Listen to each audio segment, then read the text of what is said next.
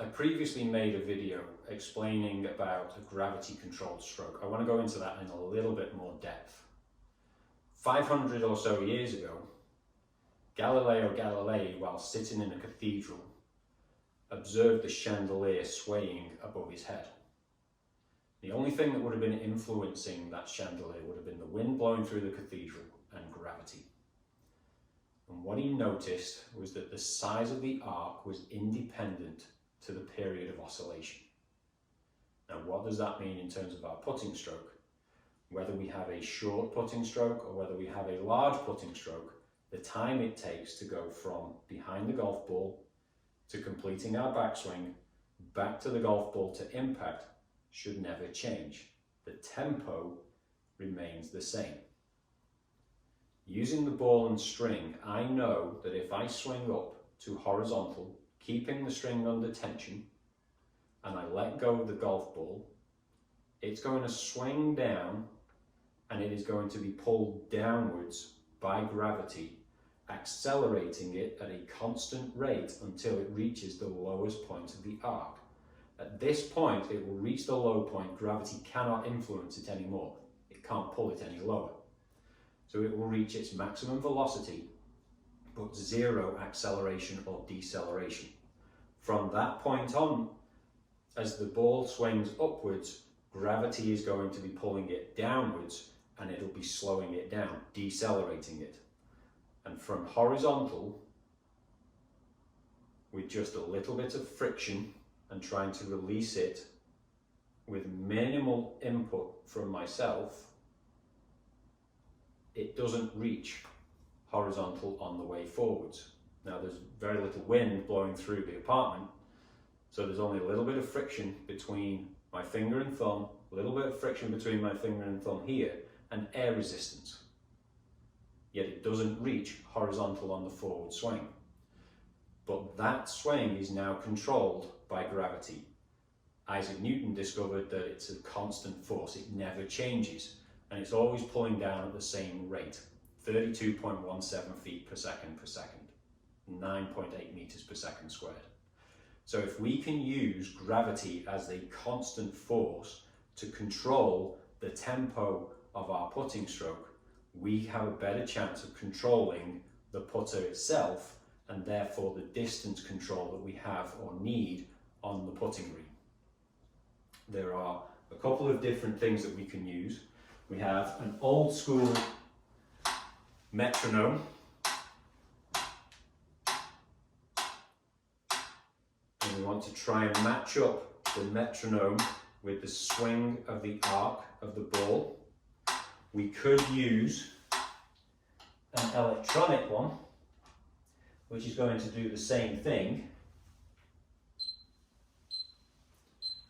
And somewhere in the beat range of 60 to 63 beats per minute seems to be about right. You could also obviously download it onto a phone, or you can do the simple thing, which is to drill a hole through a golf ball, apply a piece of string through it with a little loop on the end so that you can wrap it around your fingers.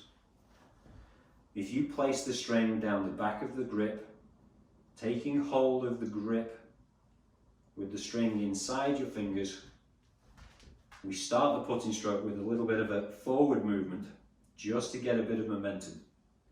Now you'll notice that the ball and the string are going to swing over a bigger arc than the putter. But in keeping with Galileo's findings, the size of the arc is independent to the oscillation. So as long as I get the two strokes, the ball and the string, and the putter head and shaft to meet at the bottom of the arc, it doesn't matter that they're mismatched in terms of the swing themselves.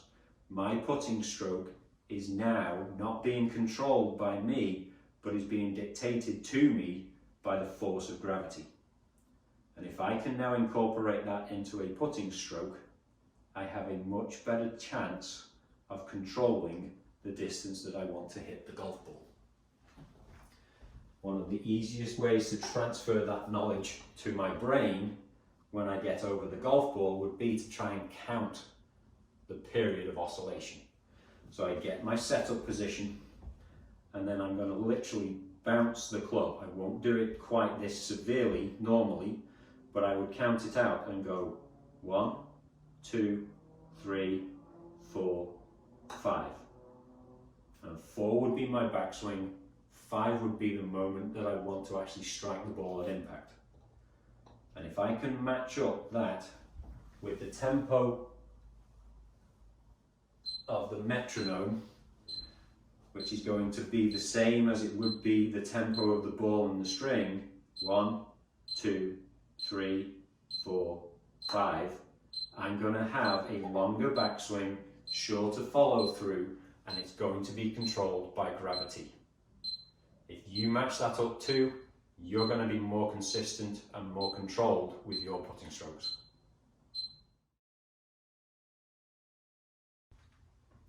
As a second part to this video, I want to stress why I personally believe that gravitationally controlled stroke is the best way for us to have control.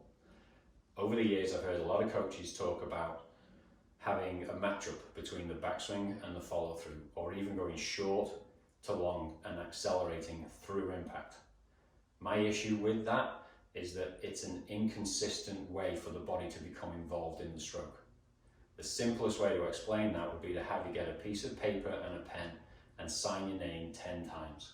Now, it's something you've probably done thousands of times, but those 10 signatures are not going to match each other. There will always be slight inconsistencies. And if that's something that your brain has told your body to do thousands of times and it's still not matching up, how are we then going to control the putter and the ball when we artificially lengthen the swing by having human interaction with it? That's the inconsistencies that we're trying to get rid of. Having that gravitationally controlled stroke with the longer backswing to shorter follow through means that we're applying the one constant on this planet in the stroke, gravity.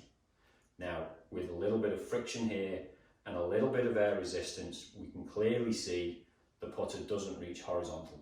When the ball is involved as well, that ball is going to take some of the energy from the club head. So it really is a defined long to short stroke. I'm not advocating that once we're set and we make the swing, we should stop the putter from going forwards. That's human interaction and again, inconsistent and uncontrollable. We don't want to have that feeling though of matching up the swings where we're making sure that we chase after the ball to keep it rolling towards the hole.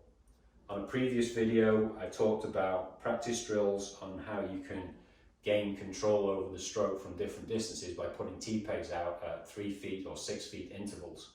If you match up this putting motion with those drills, it's going to give you the ability to understand how far back the putter needs to go to propel the ball that distance towards the target. Long to short, let the putter swing freely. If we need to though, then just let your arms drop and let the putter rest on the floor. If we can just drop it straight down, no tension in the arms, we're swinging freely. If I've got up to a point where I've chased after it, my putter can't go down without extending out and adding that tension. It's a really simple way of highlighting that my body is relaxed and allowing that putter to swing how it wants to, controlled by gravity.